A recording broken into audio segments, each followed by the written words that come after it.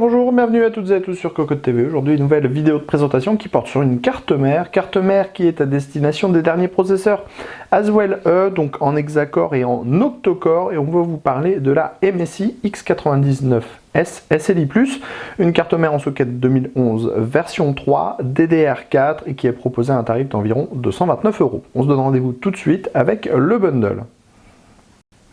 Et avec votre carte mère, vous trouverez une backplate, une notice d'utilisation, le DVD avec les pilotes et les utilitaires, pas mal de câbles SATA, les connecteurs pour relier facilement le power on, le reset ou encore les USB et un pont SLI.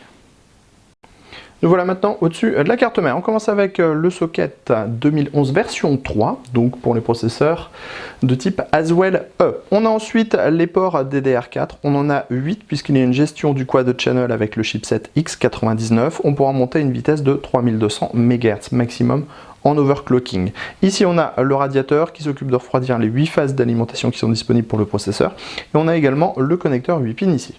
On trouve ensuite les prises fan, le 24 broches ATX, 2 ports USB 3.0 pour les déports.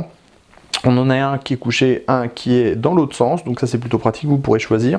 Et on a ensuite 8 connecteurs SATA 3.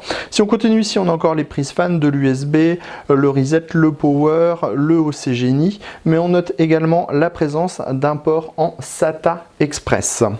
Viennent ensuite les connecteurs PCI Express. Alors au niveau des PCI Express, sachez que la vitesse va dépendre du processeur que vous avez. Si vous avez un 5930 ou un 5960, on a 40 lignes PCI Express à partager. Par contre, si vous avez un 5820, on a uniquement on a un petit peu moins de lignes, on en trouve 28 au total. Ça veut dire que si on est en PCI Express, donc avec un processeur de type 5830 ou 5960, on sera en 16X ou 16X, 16X ou 16, 16, 8X. Après, pour les autres modèles, on sera, donc pour le 5820, on sera en 16X, 16X, 8X, 16X, 8X et 3 fois 8X pour la gestion en multi-GPU, puisqu'on pourra gérer jusqu'à 3 cartes sur le PCI Express 3.0. On a aussi du PCI Express en 1X.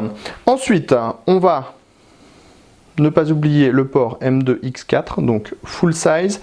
Par contre, sachez que quand on utilise le M2, on condamne certains ports en SATA 3.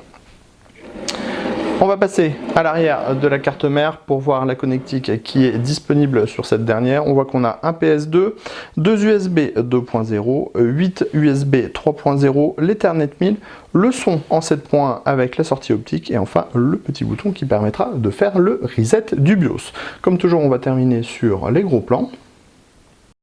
On a donc le socket 2011 version 3, les 8 phases d'alimentation, les 8 ports DDR3, la petite référence de la carte mère MSI SLI+, X99 SLI+, le dissipateur 10 chipsets, la partie connecteur SATA 3 avec 8 ports, le SATA Express, le port M2 ici, la partie avec les connecteurs PCI Express 16X avec gestion du SLI, du Crossfire bien sûr également aussi, les boutons pour l'overclocking avec le power on, le reset, l'OCGNI, et enfin les différents ports arrière qu'on a détaillés à l'instant.